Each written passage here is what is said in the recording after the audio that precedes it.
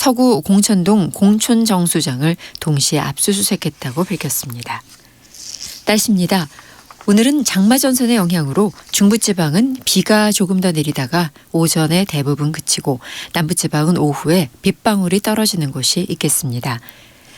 강원 영동지방에는 30에서 80mm의 비가 더 내리겠습니다. 기상청은 강원 영동 지역에는 많은 비로 산사태 등 비 피해가 발생할 수 있다고 예보했습니다. 서울지방 현재 기온 24.5도입니다. 뉴스를 마칩니다. KBS.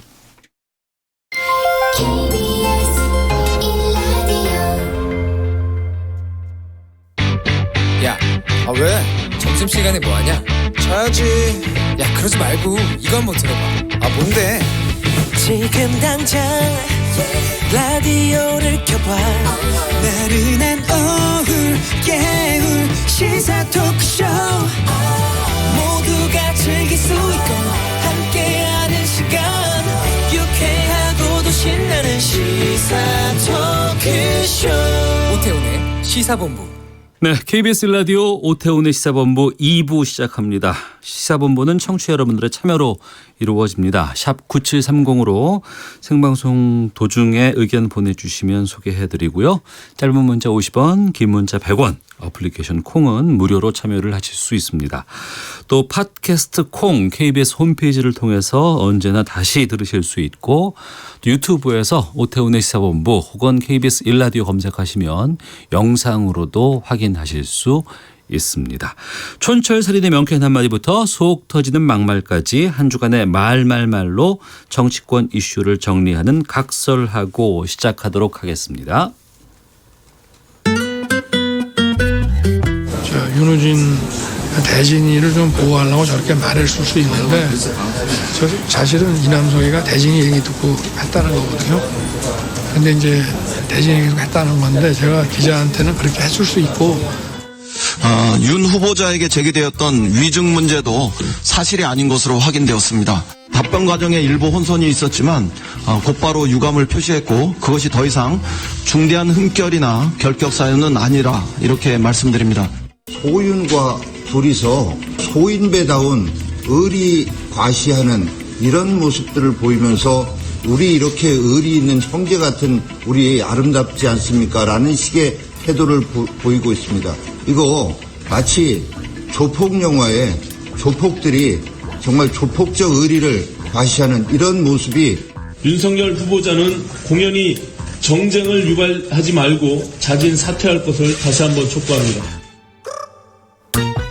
네, 윤석열 검찰총장 후보자 인사청문회장에서 마이크가 켜진 줄 모르고 말을 했습니다. 그 내용과 함께 그 내용은 그렇죠. 후배인 윤대진 당시 중수과장을 보호하기 위해서 사실과 다른 말을 기자에게 한 것 같다라는 내용이었고요.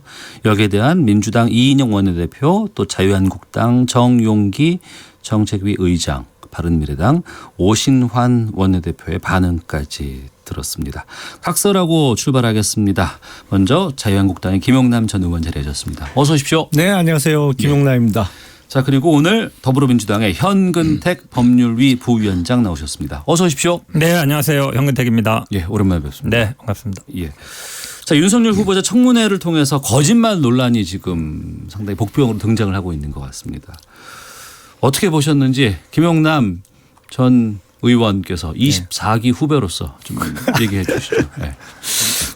연수원 기술은 1년 후배고 그전에 광주지검에서 같은 청에서 근무하면서 점심도 가끔 먹으러 다니고 참 아는 처지에 말하기는 좀 입장 곤란합니다만 네. 윤석열 후보자가 거짓말을 그것도 인사청문회에서 한 것으로 보입니다. 예. 그러니까 지금 민주당의 김종민 의원에게 이게 이제 인사청문회 막바지에 그 김진태 의원이 틀었잖아요. 녹음 파일을. 뉴스타파에서 보도한 내용을. 그러니까 이게 하루 종일 인사청문회에서 했던 내용과는 정반대 배치되는 본인의 목소리가 나오다 보니까 김종민 의원이 가서 이거 어떻게 된 거냐 좀 해보니까 그게 기자하고 2012년도에 통화했던 내용이 사실이 아니다라는 취지로 이제 김종민 의원에게 해명한 게 지금 방금 모두 그 마이크에 나온 얘기인데요. 네. 만약에 2012년도에 그 뉴스타파에서 보도했던 그 내용을 윤석열 후보자가 당시 거짓말로 지어낸 거라면 윤석열 후보자는 정말 거짓말에 천부적인 재능을 갖고 있는 사람입니다. 네. 그 들어보시면 알겠지만 상당히 구체적이에요. 왜 윤우진 전 용산 세무서장에게 어떤 경위로 해서 변호사를 소개하게 됐는지를 구체적으로 나열하고 있거든요. 네. 근데 이제 와서 위증 논란이 생기니까 이제 그게 사실은 거짓말이었다. 이런 취지로 주장하고 있는데 자, 일단 인사청문회에서 전 국민이 보고 있는 가운데 거짓말을 저렇게 반복했던 게 드러난다면 네. 검찰총장이 돼서는 안 되겠죠. 근데 제가 보기엔 전후 사정으로 봐서는 네. 인사청문회에서의 위증 혐의가 매우 높아 보입니다. 위증 혐의가 매우 높다고 말씀하셨고요. 더불어민주당 현근택 법률위 부위원장께서도 이제 변호사시잖아요. 네네네.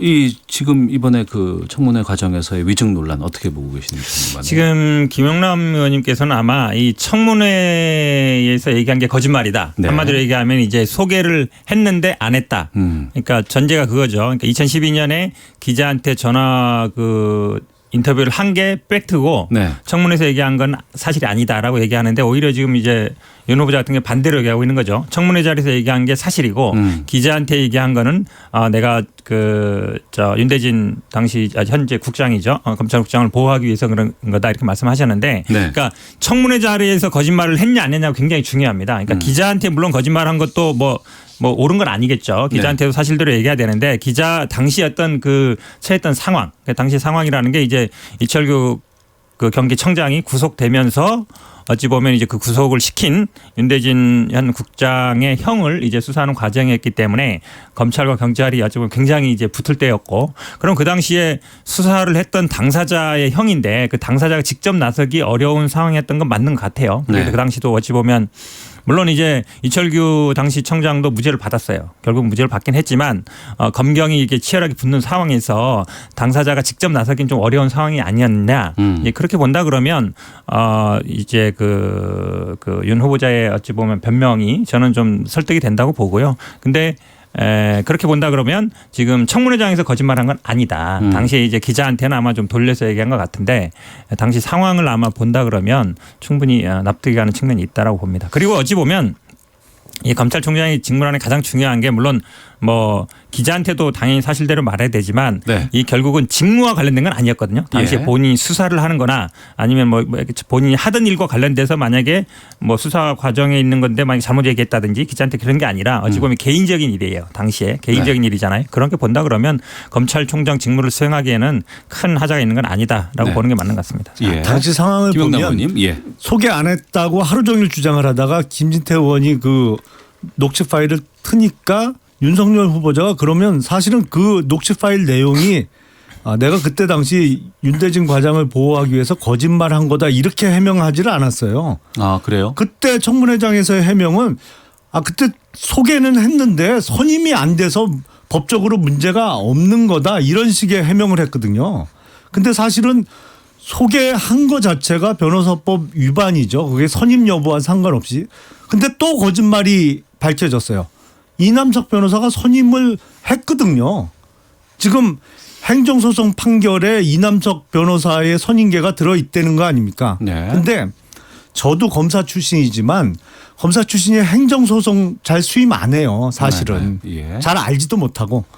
근데 엉뚱하게 지금 검사 출신이 처음에 만난 거는 뇌물사건, 형사사건으로 만났는데 선임계는 형사사건이 아닌 행정소송에 들어가 있어요. 이게 또 의혹을 불러일으키고 있습니다. 네. 2012년, 13년도 요 당시만 해도 선임계를 공식적으로 제출 안 하고 소위 몰래 변론하는 경우가 왕왕 있었거든요. 네. 그래서 이남석 변호사가 사실은 형사사건 변호를 하면서 선임료를 받았겠죠. 그 선임료 받은 걸 처리하기 위해서 엉뚱한 행정사건에 선임계를 제출하지 않았느냐라는 새로운 의혹이 제기가 되고 직무 관련성이 있어요. 왜냐하면 변호사법에 보면 수사기관에 종사하는 자는 자기가 소속한 검찰청에서 다루는 사건과 관련해서 변호사 소개를 못하도록 되어 있는데 당시 윤호진 세무서장의 사건은 서울중앙지검 형사와 3부에서 수사 지휘를 하고 있었고요. 네. 그때 당시에 윤석열 후보자가 서울중앙지검 특수 1부장이었어요. 그러니까 같은 검찰청에서 수사하던 사건이기 때문에 직무 관련성이 있습니다. 이건 변호사법 위반 혐의가 인정이 돼요. 네, 현근택 부위원장께서 말씀해 주시죠. 지금 행정소송의 대리인 됐다라 그러는데 행정소송의 대리인 된 거 아닙니다. 된 게 아니고 나중에 한 판결을 보시면 아시겠지만 그 당시에 뭐가 문제됐냐면 이분이 이제 세무서장이었는데 수사가 되니까 외국으로 갔어요. 어찌 보면 이제 도피한 거죠.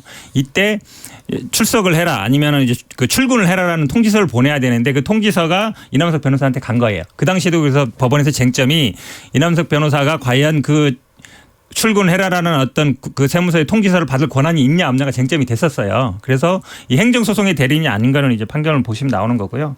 지금 이제 변호사법 위반 말씀하셨는데 물론 이제 시효는 다 지나서 법적인 문제는 없습니다만 지금 36조는 보면은 그 소속 기관으로 돼 있고 37조는 직무와 관련성 돼 있어요. 그러니까 직무 관련성은 없는 게 맞고 본인이 수사한 게 아니니까 그러면 36조가 남아요. 그 소속이었느냐. 근데 마침 이게 지금 그러면 그 당시에 이 수사를 할 당시에 이 윤 후보자가 대검 소속이었는지 서울중앙지검 소속이니까 중요한 거죠. 근데 2012년 7월에 대검 소속이었어요. 그러다가 직후에 네. 이 인터뷰를 할 때는 넘어왔습니다. 인터뷰 당시에는 중앙지검으로 왔어요. 그러니까 수사할 때는 아니었죠. 수사할 때는 대검 소속이었죠. 그렇게 본다 그러면 36조에도 해당되지 않습니다. 물론 지금 현재로도 보면 이제 36조는 공소시효가 1년이고 37조는 이제 공소시효가 5년입니다. 그러니까 시효도 지났죠. 그러니까 한국당에서 뭐 고발한다고 하지만 제가 네. 보기에 뭐 각하될 가능성이 높다라고 봅니다. 그럼 이 의견과 함께 지금 그 청문 보고서를 재송부하겠다고 이제 청와대가 밝혔지 않았습니까? 재송부 요청을 청와대에서 했죠. 예, 했죠. 네. 그러면 그 이후에 이제 아마 임명을 하려고 하기 때문에 이제 요청을 한 것 같은데 네. 거기에 대해서까지 같이 말씀을 좀 해주시죠. 자, 지금 뭐 한국당과 바른미래당은 윤석열 후보자에 대한 인사청문 보고서를 채택할 수 없다. 검찰총장으로서의 자격이 없다. 전 국민을 상대로 거짓말을 해서 자진 사퇴하는 게 맞다라는 주장이고요. 예. 아마도 문재인 대통령의 인사 스타일상 윤석열 후보자가 국회에 인사청문 보고서 채택 없이 임명되는 11번째 장관급 인사가 될 가능성이 높아 보입니다. 네. 지금 청와대에서 원래 10일 이내에 그 재송부 요청을 하면 되는데 날짜도 확 당겨서 15일까지 보내달라 이렇게 날짜까지 못 박아서 재송부 요청을 했어요. 그 날짜는 문무일 현 검찰총장의 임기 때문에 그런 건가요? 아니요. 그것도 상관없어요. 왜 그런지 그래요? 모르겠어요. 왜냐하면 문무일 총장의 임기가 24일까지거든요. 그러니까 예. 열흘 기간을 다 채워서 그때까지 보내달라고 해도 되는데 뭐 15일로 못을 박아서 달라고 그랬어요. 그러니까 15일부터는 대통령이 임명할 수 있는 법률적 장애는 없어지죠. 예.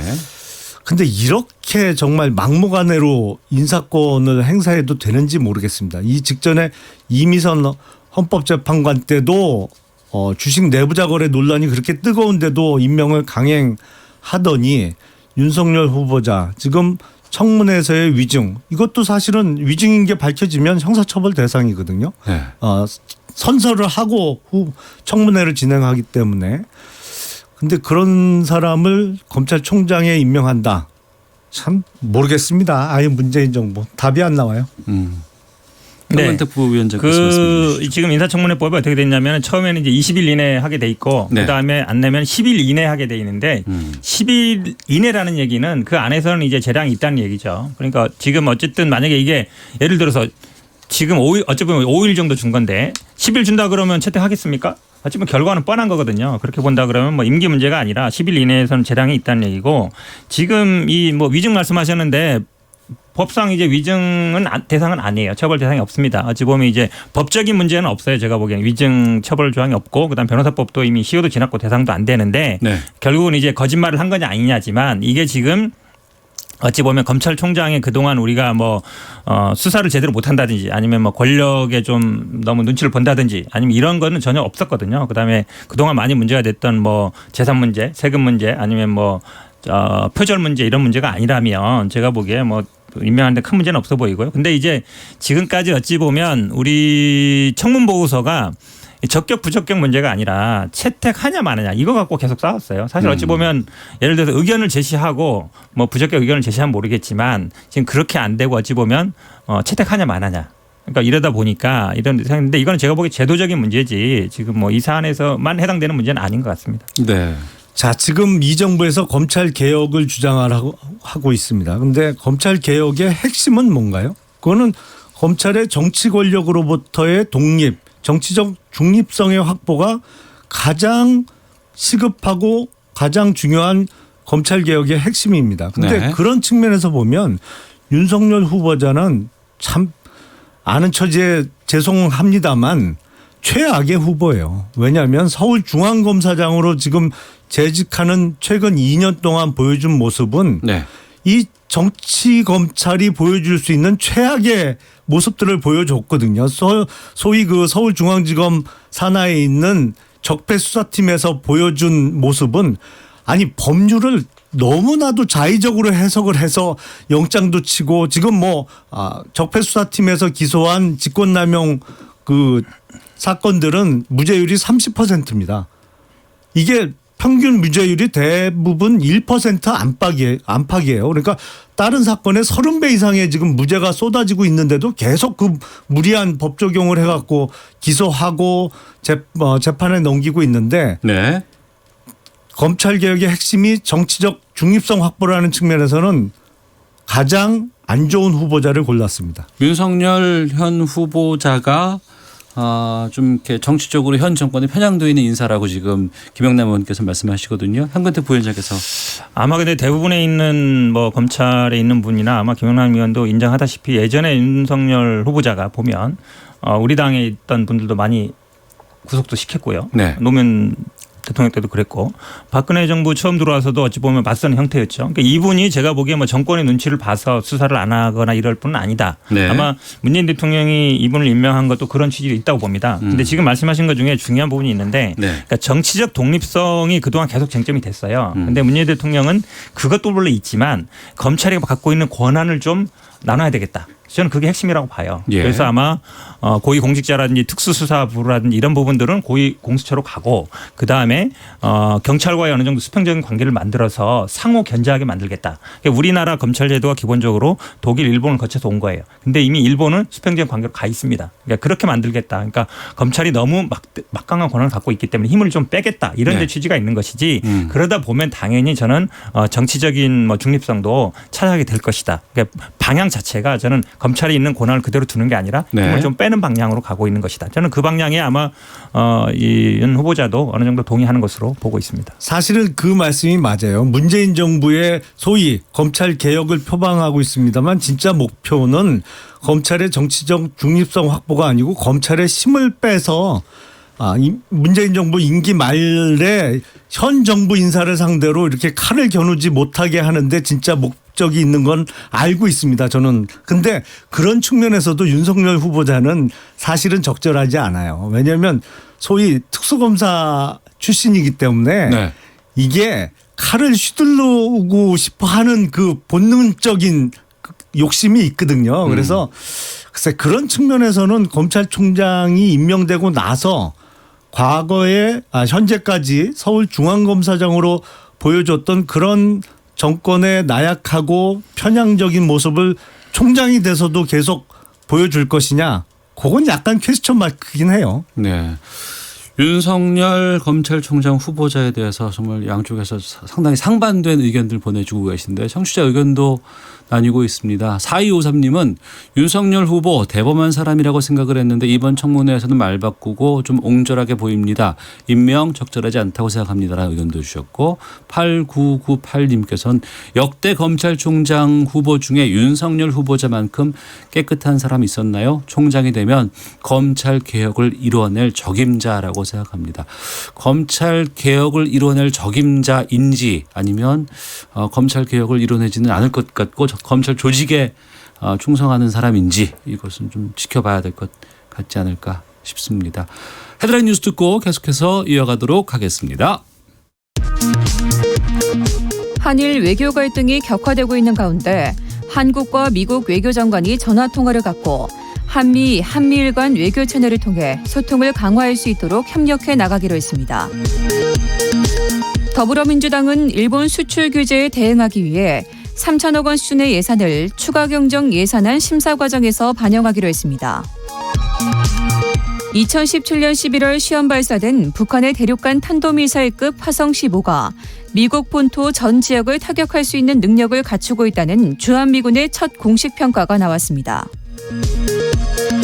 손석희 JTBC 대표이사 폭행 사건과 관련해 배우설을 제기해 명예훼손 혐의로 고소당한 방송인 김어준 씨에 대해 경찰이 무혐의로 결론 내렸습니다. 지난해 2월 도입된 존엄사법 시행 1년 5개월 만에 환자 5만 4천 명가량이 연명의료 유보나 중단을 결정했다고 보건복지부가 밝혔습니다. 지금까지 헤드라인 뉴스 정원나였습니다. 이어서 기상청의 윤지수 씨 연결합니다. 네, 미세먼지와 날씨 정보입니다. 지금 미세먼지 상황 더할 나위 없이 좋습니다. 어제부터 내린 비 덕분이기도 하고 대기 확산이 원활하기 때문이기도 한데요. 전국 대부분 지역 매우 깨끗한 공기질을 보이고 있습니다. 이렇게 좋은 단계는 내일도 계속 이어질 전망입니다. 한편 비는 잦아들고 있습니다. 호우특보는 지금 모두 풀린 상태지만 일부 지역은 비가 좀 더 내릴 텐데요.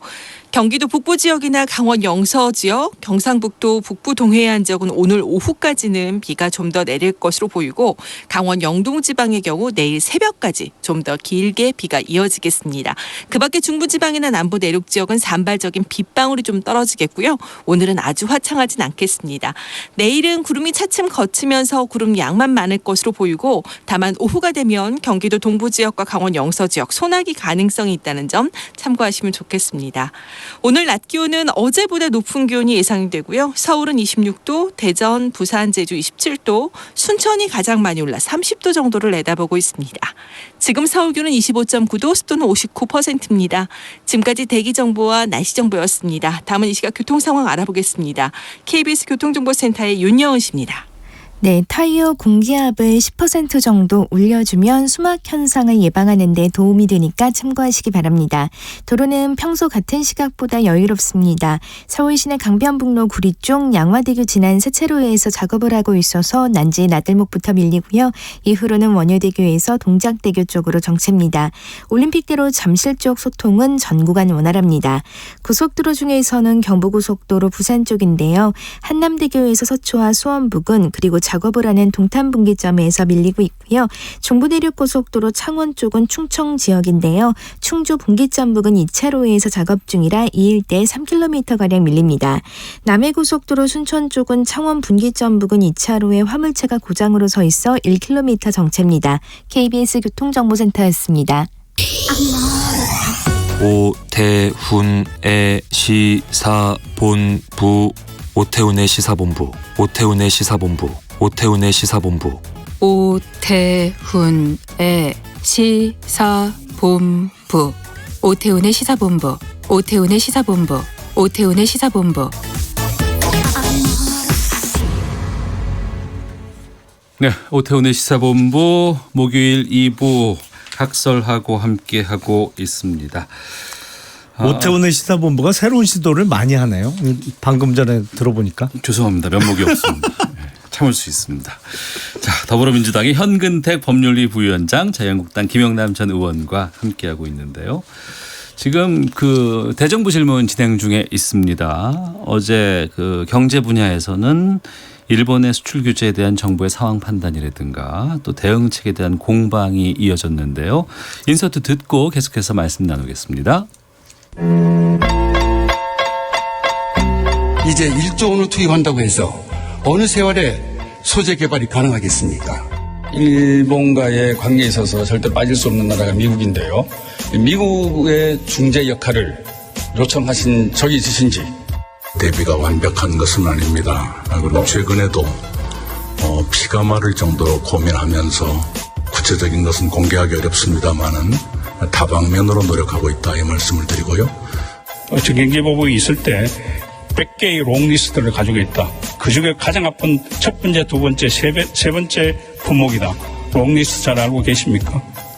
어떤 것을 김 실장이 얘기했는지 알고 있습니다만은 정책실장으로서 너무 많은 말을 하고 있구나 이렇게 해서 판단했습니다.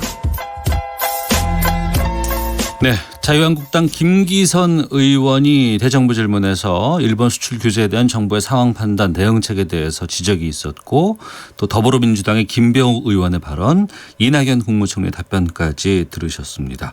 또 자유한국당 곽대훈 의원의 김상조 정책실장의 발언에 대한 질문, 또 이낙연 국무총리의 답변까지 들어봤는데요. 먼저 지금 그 대정부 질문에서 주요 이슈가 아무래도 경제 쪽에서는 일본 수출 규제에 대한 내용들인 것 같습니다. 여기에 대해서 두 분은 지금 정부의 상황 판단, 대책 어떻게 보고 계시는지, 아무래도 김영남 의원께서 공격하실 수 있을 것 같아요. 이거는 사실 뭐 공격의 문제는 아닙니다. 네. 그 국제사회를 향해서는, 특히 일본을 향해서는 일본의 불공정 행위를 규탄하고 빨리 그 제자리를 찾으라고 시정 요구를 하는 게 맞죠. 근데 네. 국내적으로는 따져볼 필요가 있어요. 왜냐하면 왜 이 지경까지 몰고 왔냔 말이죠. 사실은 문재인 정부 들어서 2년 넘는 동안에 한일 간의 한일 관계는 해방 이후에 최악이라는 게 다 중론이었습니다. 뭐 양국 간에 전쟁 안 하는 게 이상할 정도로 사실은 그동안의 어떤 협정도 뭐 파기하고 서로에 대한 비난전을 이어오다가 급기야는 경제 사실상의 제재까지 왔는데 이게 자존심 갖고 외교하는 거 아니잖아요. 대통령을 비롯해서 외교부서에서 하는 행위라는 것은 어떤 개인의 자존심의 문제가 아니고 사실은 국가에게 궁극적인 이득이 될 만한 행위를 해야 되는데 네. 뭐 아베도 비슷한 유형의 정치인입니다만 한일 양국의 소위 국가 지도자들이 한일 양 국민 간의 서로의 그 어떤 안 좋은 감정을 국내 정치적으로 너무 이용하다가 이 지경까지 왔습니다. 사실 문재인 정부에서 내놓는 대책이라는 건 무대책이에요. 그건 대책일 수 없는 얘기만 지금 되풀이하고 있는데 네. 이거야말로 톱다운 방식으로 풀어야 되지 않을까 싶습니다. 예, 현근택 부위원장께서 말씀해 주시죠. 네, 사실은 말씀처럼 이 지금 일본의 제재 국면에서는 우리가 뭐 내부적으로는 단결할 필요가 있다고 봅니다. 네. 그래서 뭐 여야 탓을 할 필요는 없는데요. 지금 말씀하시니까 저도 어떻게 안 할 수가 없어요. 뿌리를 보면 일본이 우리나라에 가장 강력하게 주장하는 건 이제 65년 한일 협의 때 해결됐다는 부분이고, 그 다음에 뭘 걸고 넘어지는 게 이제 위안부 합의에서 해산했다. 그 다음에 저는 시그널을 줬다고 보는데, 이 강제징용 판결에서 사실은 박근혜 정부 때도 1, 2심에서 했습니다. 네. 승소를 했는데 대법원 판결 계속 미룬 거예요. 미뤄왔었죠. 그렇죠. 네. 미룬 거죠. 미루다가 이제 판결 난 건데, 저는 여기에 어느 정도 신호를 줬다고 봐요. 아, 이렇게 정부에서 대통령이 좀 미루라 그러면 미룰 수도 있고 이 판결을 어떻게 할 수 있는 거 아닌가, 이런 생각을 하는 것 같아요. 그래서 정부가 나서서 이 강제징용 판결에 대해서 좀 해결을 해라, 이렇게 나오는 건데, 저는 그 부분에 좀 아쉬움이 있어요. 그러니까 위안부 합의 당시에도 피해자들 그 할머니들은 안 된다라고 했거든요. 네. 피해자를 입장을 고려하지 않았다. 그다음에 이 강제징용 판결에서도 그 당시에 그냥 이렇게 강제적으로 미루지 않고 그냥 판결을 해버렸으면 이런, 저는 아마 일본한테 잘못된 신호를 주지 않았을 것이다라는 아쉬움이 좀 있습니다. 이전에 해결하지 못했던 그렇죠. 부분들을 네. 해결하다 보니 지금 이 상황까지 올 수밖에 없었지 않았나. 그렇죠. 그 당시에 이미 이제 대통령이 나서서 판결을 약간 미룰 수 있다 그러면 예. 지금 상태에서도 그 일본에서 보기에는 판결 났어도 이거를 좀 정부에서 어떻게 조절할 수 있는 거 아니냐, 강제집행도 막을 수 있는 거 아니냐, 이렇게 생각하는 게 아마 근본적인 원인이 좀 있다라고 봅니다. 예. 그리고 앞서서도 들었습니다만 이낙연 국무총리가 일본의 수출 규제 조치 관련해서 김상조 정책실장의 발언에 대해서 정책실장으로부터 너무 많은 말을 하고 있다라는 이야기를 했습니다. 이 롱리스트 발언이라고 하던데 이 롱리스트가 뭐예요? 이게 뭐냐면 한마디로 얘기하면 우리나라가 일본한테 계속 뭐 무역 적자가 심하지 않습니까? 1년에 뭐 한 200억에서 300억 달러 되는데 우리 돈으로 한 20조에서 30조 됩니다. 대부분이 3분의 2 정도가 이제 소재 부품에 있어요. 그 소재 부품 중에 우리가 일본에 전적으로 의존하는 비율이 높은 거 그 리스트를 쭉 정리했다는 건데 그중에 이번에 정확하게 뭐 첫 번째, 두 번째, 세 번째더라. 그러니까 우리는 그동안에 그러니까 우리의 취약점을 알고 있었다라는 부분인데 이런 얘기가 나오니까 당연히 그러면 알고 있으면서 뭐 했냐 이런 얘기가 나오는 거 아닙니까? 근데 사실은 일본도 그렇고 우리도 그렇고 그 부분은 다 알고 있는 내용이에요. 다 알고 있는 내용인데 지금 가장 중요한 거는 WTO는 뭐 가는 걸로 있습니다만 일본이 추가적인 조치를 할 것인가 말 것인가 이게 중요하잖아요. 우리가 그것 때문에 우리도 어떤 조치를 취하신가 궁금했는데 마치 이제 김상조 그 실장의 얘기는 다음도 예정돼 있는 것처럼 그런 뉘앙스를 비친다는 거죠. 그렇죠. 그런 면에서 위험성이 있는 것이죠. 그러니까 일본이 그걸 예의주시하고 있는데 우리가 어떻게 하느냐에 따라 가지고 네 번째, 다섯 번째, 여섯 번째도 할 수 있을지도 모른다라는 이제 불안감이 있어서 굳이 왜 그런 말을 할 필요가 있느냐라고 얘기했던 것 같은데 제가 보기에도 뭐 적절한 말이었던 것 같습니다. 그 약간 이제 질책을 한 거죠. 네, 김영남 의원님. 그냥 우리가 쉽게 하는 얘기 중에 뭐 그런 얘기를 하잖아요. 이비방정이다. 딱 그런 사례 아닌가 싶습니다. 그러니까 김상조 지금 청와대 정책실장으로 가 있습니다만 공정거래위원장으로 있을 때도 회의에 이 양반이 늦게 왔어요. 그래서 왜 늦었냐 그랬더니 재벌들 혼내주고 오느냐고 좀 늦었다. 뭐 이런 얘기를 공개적으로 해서 다들 당황해 했는데 이게 고위공직자로서는 언행이 너무 가벼워요. 이 양반이. 그러니까 근데 희한하게 문재인 정부는 언행이 적절하지 않거나 일을 좀 못하면 중용되고 롱런하는 경향이 있습니다. 그런 사례 중에 한 명 아닌가 싶어요. 알겠습니다. 자, 더불어민주당의 현근태 법률위 부위원장, 자유한국당 김영남 전 의원과 학설하고 함께하고 있는데요. 자유한국당 얘기를 좀 잠깐 좀 해볼까 합니다. 비박계 김세연 여의도 연구원장인데요. 김세연 의원이 지금 비박계라고 분류가 되나요? 그렇죠. 소위 얘기하는 이제 복당파죠. 바른정당으로 탈당했다가 어느 순간에 이제 그 열몇 명이 같이 들어올 때 들어온 이제 복당파로 분류되죠. 그리고 이제 넉 달 전에 여의도 연구원장에 취임을 했는데 최근에 보건복지위원장으로 선출이 되니까 지도부로부터 자리를 내놓으라 이런 압박이 있었다고 합니다. 이런 얘기가 왜 나오는지에 대해서 먼저 김영남 의원께서 이 부분은 어떻게 보세요? 당내에서 지금. 사실은 이제 다른 자리보다도 국회 상임위원장도 중요한 자리입니다만 여의도 연구원장이 일이 좀 많은 자리예요. 그러니까 상임위원장하고 여의도 연구원장을 겸임하는 게 좀 부담스럽지 않겠느냐, 업무가 과중하지 않겠느냐라고 넌지시 새로 임명된 사무총장이 물어봤다는 거죠. 그래서 이제 이게 비박계라고 이제 쫓아내는 거 아니냐 이런 식의 보도가 되고 있는데 요거는 계파 갈등하고는 조금 결을 달리하는 거 아닌가 싶습니다.